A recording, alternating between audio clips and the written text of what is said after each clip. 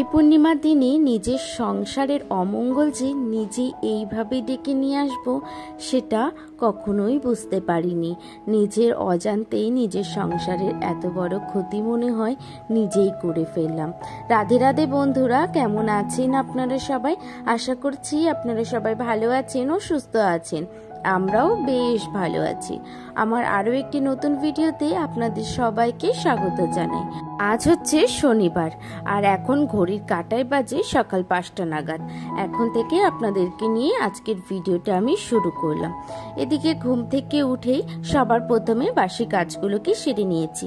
ঘরটা ঝাড় দিয়ে বাইরেটা সমস্ত ঝাড়টা দিয়ে চলে এসেছি রান্নাঘরটাকে পরিষ্কার করতে। যেহেতু আগের দিন রাত্রেবেলা এখন আমরা কোনো কিছুই কাজ করে রাখতে পারছি না, অনেকটা রাত করে খাওয়া দাওয়া হচ্ছে আর তারপরে আর ইচ্ছে করছে না রাত 12টা 1টার সময় মানে এই কাজগুলোকে করতে।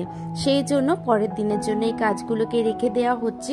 এই রান্নাঘরে সবার প্রথমে এসে আমরা যে কাজটা করে থাকি সেটা হচ্ছে গ্যাসটাকে ভালোভাবে ক্লিন করে নিই।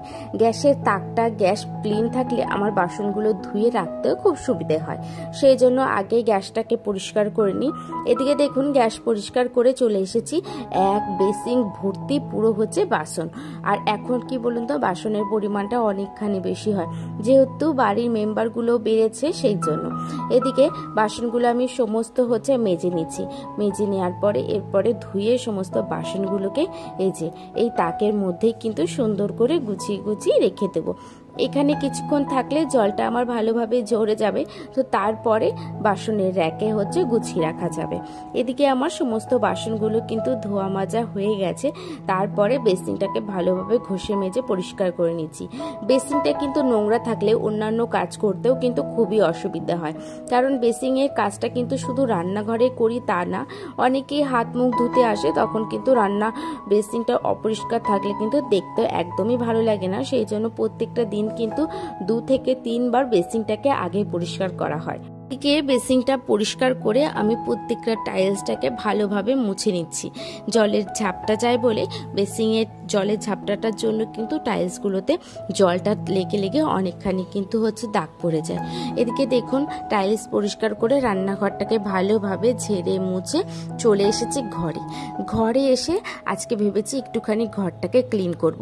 যেহেতু কিছুদিন বাড়িতে থাকবো না, আর বাড়িতে পুরোপুরি ঘরটা যদি ক্লিন না থাকে না আরও বেশি ময়লা পড়ে যাবে। মানে এতটা পরিমাণে ঝুল পড়েছে কি বলবো, অনেক দিনই ক্লিন করা হয়নি। সেই জ্বরের পরের থেকে না আর ঘরটাকে ক্লিন করিনি। ক্লিন করেছি বলতে ওই সমস্ত জিনিসগুলো হালকা পাতলা গুছিয়েছি, কিন্তু এই যে ঝুলটা ঝাড়িনি। আর জানেন তো আজকে হচ্ছে পূর্ণিমা, আর আমার না মাথাতেই একেবারে বেরিয়ে গেছিলো যে পূর্ণিমার দিনে ঝুল ঝাড়তে নেই। আর আজকে যে পূর্ণিমা সেটাও আমি একেবারেই কিন্তু ভুলে গেছিলাম।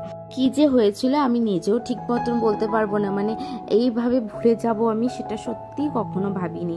আর মা এসে যখন দেখছে আমি ঝুল ঝাড়ছি, মা দেখে একটুখানি আমাকেও বকাবকি করলো যে পূর্ণিমার দিনে কখনো ঘরের নোংরা বাইরে বের করতে নেই, তাতে নাকি মা লক্ষ্মী একেবারে অনিষ্ট হয়। তো সেখানে কিন্তু দেখুন নিজের সংসারে নিজের অজান্তেই কিন্তু অনেকখানি বড় ক্ষতি না করে ফেলেছি। এই কারণে কিন্তু মনের মধ্যে আলাদাই একটা ভয় করছিল। তো মা বলার সাথে সাথে আমি ভালোভাবে রুমটাকে ক্লিনও করিনি। যতটুকু ক্লিন করেছি বাদবাকি আমি কিন্তু আর ক্লিন করতে পারিনি, মানে ঝুলটা আমি আর ঝাড়িনি। ঝুল ঝাড়ুটা রেখে দিয়ে এখন কি করছি, শোকেজের ওপরগুলো সমস্ত ক্লিন করছি। ওই যে দেখুন মাও যখন কথাটা বলেছে আমার মনটাও কিন্তু একেবারে খারাপ হয়ে গেছে। একেবারে মুখ দেখলে বুঝতে পারবেন আমি নিজেও চুপচাপ হয়ে গেছি। মাথার মধ্যে একটা জিনিসই বারবার করে ঘুরছে যে নিজের অজান্তে নিজের সংসারের কোনো ক্ষতি করে ফেলছি না তো, বা ক্ষতিও করে ফেলিনি তো, মানে এই রকম একটা চিন্তা ভাবনা আমার মাথার মধ্যে কিন্তু ঘুরছিল।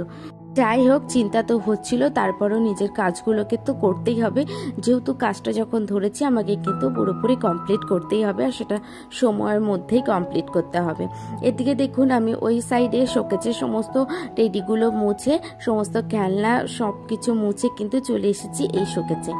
এখন এই ফুলের টবগুলোকে ভালোভাবে মুছে ঝেড়ে নিচ্ছি।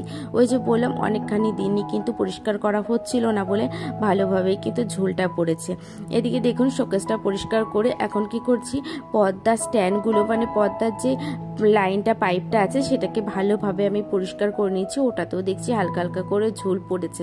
তো তারপরে জানলাটাকেও পরিষ্কার করে নেবো, কারণ কি জানলাটা না আমাদের বাইরের থেকে না পরিষ্কার করা যায় না, আর ঘরের ভেতর থেকেও ভালোভাবে পরিষ্কার করা যায় না, ওই জালের মতন র্যাকটা আছে বলে। ওই জালটা দেয়াতে কি বলুন তো, মশাটা কম ঢোকে ঠিকই, কিন্তু তারপরেও হচ্ছে যে পরিষ্কার ভালোভাবে করা যায় না। এই কারণে সবার প্রথমে ওপরটাতে আমি ওই কাচের অংশটা পরিষ্কার করে নিই। তো তারপরে ওই ঝুল ঝাড়ু বা কোনো ঝাঁটা দিয়ে আমি ভালোভাবে পিটিয়ে পিটিয়ে পরিষ্কার করি। এদিকে দেখুন আমি জানলার ওপরটা পরিষ্কার করে পুরো খাটটিকে পরিষ্কার করে নিচ্ছি। খাটের প্রথমে ডিজাইনগুলোকে পরিষ্কার করে নিয়েছি, আর ডিজাইন পরিষ্কার করার পরে এখন স্ট্যান্ডগুলোকে ভালোভাবে মুছে নিচ্ছি। খাটে যেটা দিয়ে আমি পরিষ্কার করতাম WD-40, সেটা এখন আমার কাছে শেষ হয়ে গেছে। তো বরকে বলেছি আনতে, ও ভুলে যায়, মানে ওর কাছে থাকে সব সময়, যেহেতু ওরই কোম্পানির জিনিস দিয়ে আমি ইউজ করি, তো ওর কাছে থাকলেও বাড়িতে আস্তে আস্তে হয়তো অনেক সময় ভুলে যায়, ওই বাড়িতে থাকে, তো এই করে করে আর আনাই হচ্ছে না, অনেকগুলো দিন হয়ে গেছে। তো তাই ওকে বললাম একটু আমাকে এনে দিও। তো এদিকে দেখুন পুরো খাট পরিষ্কার করে স্ট্যান্ড পরিষ্কার করে এখন চলেছি শোকেজের কাছে। শোকেজের সমস্ত খেলনাগুলো দিয়ে তো তাতান খেলাধুলা করে সারাদিনই, তো সেই কারণে কি বলুন তো রাত্রেবেলা একেবারে গোছায়, তো কালকে রাত্রেবেলা আর গোছায়নি, সেই জন্য এখনই গুছিয়ে নিচ্ছি। তো ঝুল ঝেড়েছি, সে কারণে বেড কভারটা এখন চেঞ্জ করে নেবো। তারপরে তো কিছুদিন থাকবো না, সেখানেও বেড কভারটা মানে নোংরা হবে বলে আগের থেকে এখন আমি হচ্ছে যে বেড কভারটা সমস্ত কিছু চেঞ্জ করে নিচ্ছি। এদিকে আমি বেড কভারটা পেতে নিচ্ছি। আর জানেন তো আপনাদেরকে অসংখ্য ধন্যবাদ জানাবো, যেহেতু আমার চ্যানেলটা খুবই নতুন চ্যানেল। আমার আগেও একটা চ্যানেল ছিল, কিন্তু সেটাতে আমি এখন আর কন্টিনিউ ভিডিও দিতে পারছিলাম না বলে ওই চ্যানেলটা আমাকে বন্ধ করতে হয়েছে। তো এই নতুন এই চ্যানেলটাতে আমি যে এতটা ভালোবাসা পাবো সত্যি আমি কখনোই আশা করিনি, এত তাড়াতাড়ি যে আমার এই কজন আমাকে ভালোবাসবে, এত ভালোবাসা দেবে। যেহেতু আমি প্রায় 10 দিন ভিডিও দিইনি, তো ভিডিও না দেওয়াতে আমাকে অনেক দিদিভাইরা কমেন্ট করেছে যে দিদিভাই আপনি ভিডিও দিন, আপনার ভিডিওগুলো বেশ ভালো লাগে। তো সেই কারণে আপনাদের এই কমেন্টটাই কিন্তু আমাদেরকে নতুন করে ভিডিও করাতে অনেকখানি কিন্তু আমাদেরকে আগ্রহী করে তোলে। তো যাই হোক, কথা তো অনেকক্ষণই বললাম, আর আপনাদের কাছে অসংখ্য ধন্যবাদ এইভাবে আমাকে সাপোর্ট করে যান। তো দেখুন আপনাদের সাথে গল্প করতে করতে আমার কিন্তু পুরো বেড কভারটা ভালোভাবে পাতা হয়ে গেছে। তারপরে এই যে এখন পর্দাগুলোকে ঝেড়ে মুছে এখন দেখুন আমি জানলাটাকে ভালোভাবে মানে এই ঝাড়ুটা দিয়ে ভালোভাবে পরিষ্কার করে নিচ্ছি। এইভাবে জানলাগুলোকে আমি পরিষ্কার করি, যেহেতু আমাকে বাইরে দিয়ে জানলাটা পরিষ্কার করা যায় না, আর ভেতর দিয়েও কিন্তু সেভাবে পরিষ্কার করতে পারি না। এদিকে সমস্ত কাজবাজ করে ঘরটিকে ভালোভাবে ঝাড় দিয়ে নিয়েছি। তো ঝাড় দেওয়ার পরে এখন ঘরটিকে ভালোভাবে মুছে নিচ্ছি, কারণ কি ঝুল ঝাড়া হয়েছে, তারপর পরিষ্কার করার পরে না ঘর ভালো করে ঝাড় দিয়ে যদি ঝাড় মোছা না হয় তাহলে কিন্তু ময়লাটা সবসময় ঘরে কিন্তু থেকে যায়। ওই কারণে আমি ঘর ঝাড় দিয়ে ভালোভাবে কিন্তু ঘরটিকে ভালো করে মুছে নিই। এদিকে ঘরটা মোছা হয়ে গেছে, তো তারপরে প্রত্যেকটা দরজাগুলোকে আমি একটুখানি মুছে নিচ্ছি। দরজাগুলোকেও বেশ ভালোভাবে কিন্তু নোংরা জমেছে, আর ঘরে কিন্তু এলোমেলো নোংরা থাকলে একদমই দেখতে ভালো লাগে না। আর জানেন তো এই যে ঘর দর পরিষ্কার করার পরে হঠাৎ করে আমার একটা কেকের অর্ডার আসে। পুরো আজকে আমাকে আর্জেন্ট ডেলিভারি দিতে হবে, তাও আবার 12টার মধ্যে, মানে পুরোপুরি হুড়ুপুটি লেগে গেছিলো আমার। তারপরে তার আগে জানলে কিন্তু আমি ঘরটাকে ধরতামই না, কেকটা নিয়েই থাকতাম। তো যাই হোক, এদিকে দেখুন চলে গেছিলাম মানে স্নান করে হচ্ছে ঠাকুর ঘরে ঠাকুর প্রণাম সেরে জামা প্যান্টগুলো মেলে তারপরে চলে এসেছি নিচে। আর যেহেতু নিরামিষ, সেই জন্য নিরামিষের সকালে রান্না করেছি, পেঁপে আলুর তরকারি করেছি, আর হচ্ছে উচ্ছে ভেজেছি। এই দিয়ে কিন্তু সকালের খাওয়া দাওয়াটা হয়েছিল। আমি আর মনা যেহেতু রাখি পরাবো, সেই কারণে আমরা আর খাইনি। এদিকে দেখুন ছোট্ট বোনও ভাইকে হচ্ছে রাখি পরাচ্ছে, বেশ সুন্দর লাগছে। আর জানেন তো তাতান চুপ করে বসেছিল, এক ফোঁটাও কিন্তু কান্নাকাটি করেনি। এদিকে দেখুন দিদি যেই চকলেটটা দিয়েছে হাতে নিয়ে নিয়েছে, কিন্তু দিদির গিফটটা দেওয়ার বেলা আর গিফট দিতে চাইছিল না। এটাই তো বাচ্চাদের নিয়ম বলুন। তো এদিকে মনাও রাখি পরিয়েছে, আমিও দাদাকে রাখি পরিয়ে হচ্ছে যে চলে গেছিলাম হচ্ছে কেকটাকে রেডি করতে। করতে।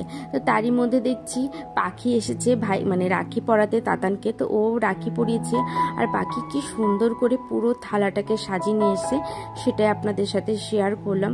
এদিকে আমার কেকটা ডেলিভারি করাও হয়ে গেছে। দুপুর 12টার সময় টাইম দেওয়া ছিল, কিন্তু 12টায় দিতে পারিনি, আমার দিতে দিতে 1:45 বেজে গেছিলো। আমার করা হয়ে গেছিলো, করে সেট করতে দিয়েছিলাম ফ্রিজে। তো তখনও ও মানে যাদের অর্ডার ছিল তারা আসতে পারেনি, তো সেই জন্য অনেকখানি দেরি হয়ে গেছিলো। এদিকে দেখুন সমস্ত কাজ বাজে আবার চলে এসেছি। দুপুরের রান্নাটা মাই করবে বললো, যেহেতু আমি কেকের ওইখানে ছিলাম তো সে কারণে আর রান্না বান্না করতে আসতে পারিনি, ওই জন্য মাই দুপুরের রান্নাটা করেছে।